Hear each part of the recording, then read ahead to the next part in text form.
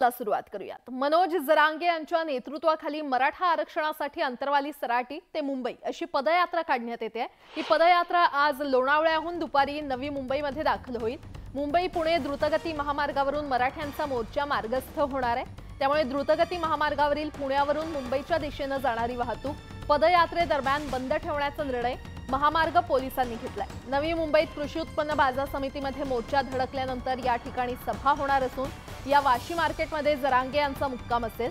तर नवी मुंबईमध्ये मोर्चाचा मुक्काम होणार असल्याने सर्वच शासकीय यंत्रणांवर ताण असून मोठी जबाबदारी पार पाडावी लागणार आहे।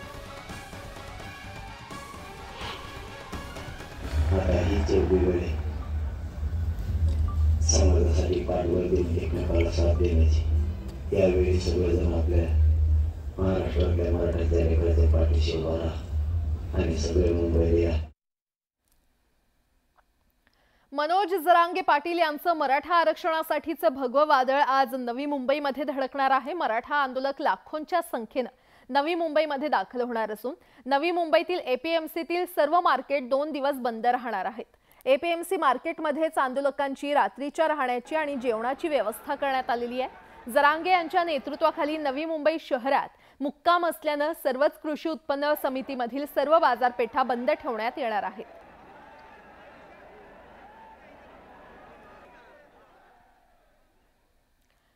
मुंबईतील आंदोलनावरून हायकोर्टाने मनोज जरांगेंना नोटीस पाठवलेली आहे। तर राज्य सरकारला देखील कोर्टाने चांगलंच ठणकावलंय। मुंबईतील कायदा सुव्यवस्था राखण्यासाठी तुम्हाला आदेशाची गरज आहे असा सवाल कोर्टाने केलाय। पाहूयात। मनोज जरांगेंना हायकोर्टाची नोटीस। हायकोर्टाने सरकारला ठणकावलं। सदावर्तेंची हायकोर्टात याचिका। मराठा आरक्षणाच्या मागणीसाठी मनोज जरांगे मुंबईच्या आझाद मैदानावर आंदोलन करणार आहेत। 20 जानेवारीला ते अंतरवली सराटीतून मुंबईच्या दिशेने रवाना झाले। असंख्य मराठा बांधव त्यांच्या आंदोलनात सहभागी झाले। त्यामुळे येत्या 26 जानेवारीला मुंबईत लाखो मराठा बांधव जरांगेंना पाठिंबा देण्यासाठी दाखल होण्याची शक्यता आहे। या पार्श्वभूमीवर गुणरत्न सदावर्तेंनी मुंबई हायकोर्टात याचिका दाखल केली आहे। या याचिकेवर सुनावणी दरम्यान कोर्टाने जरांगेंना नोटीस बजावली की अशा प्रकारचे आंदोलन माननीय उच्च न्यायालयाने मॉनिटर केले पाहिजे, लक्ष घातलं पाहिजे।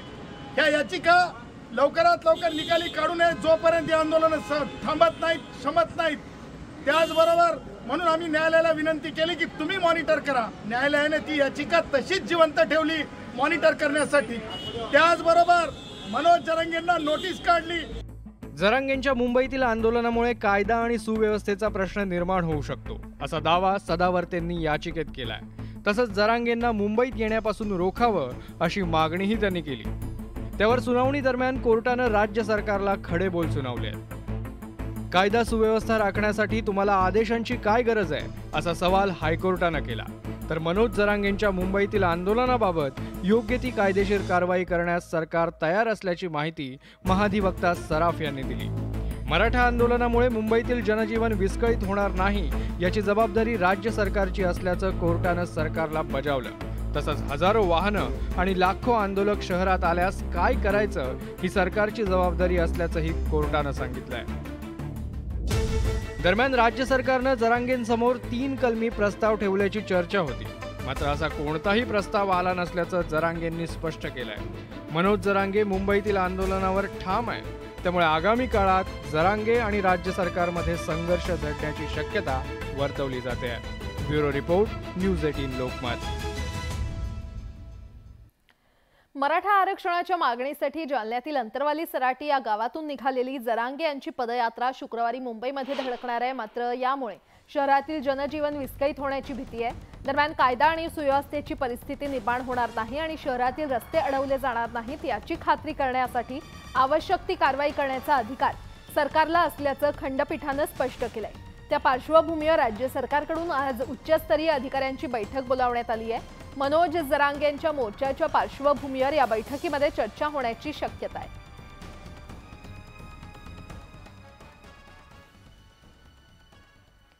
मुख्यमंत्री एकनाथ शिंदे सध्या त्यांच्या दरे या गावात आहेत. मराठा आरक्षण आणि मनोज जरांगे यांच्याबाबत त्यांना पत्रकारांनी विचारलं असता मराठा आरक्षणाचा सर्वे पूर्ण झाल्यानंतर अहवाल सरकारला दिला जाईल आणि त्यानंतर विशेष अधिवेशन घेऊन मराठा समाजाला टिकणारं आणि कायद्याच्या चौकटीत बसणारं आरक्षण दिलं जाईल असं मुख्यमंत्र्यांनी म्हटलंय.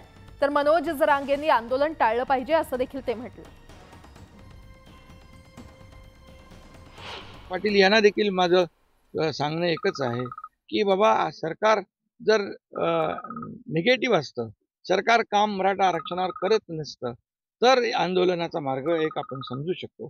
परंतु सरकार पूर्णपणे मराठा समाजाला आरक्षण देण्याच्या बाजूने आहे, भूमिकेतून आहे, तर सकारात्मक आहे. इतर कुठल्याही समाजावर अन्याय न करता हे आरक्षण देण्याचा निर्णय सरकारने घेतलाय कायद्याच्या चौकटीत आणि टिकणार. त्यामुळे आंदोलन टाळलं पाहिजे. मराठा समाजाला आरक्षण दिलं जाईल ही भूमिका सरकारची आहे, पूर्वी होती आणि आजही स्पष्ट भूमिका तीच आहे. मराठा समाजाला टिकणारं, कायद्याच्या चौकटीत बसणारं आणि ओबीसी किंवा इतर समाजाचं धक्का न लावता त्यांच्यावर अन्याय न करता मराठा समाजाला आरक्षण देण्याची भूमिका सरकारची स्पष्टपणे आहे. राज्यात कालपासून घरोघरी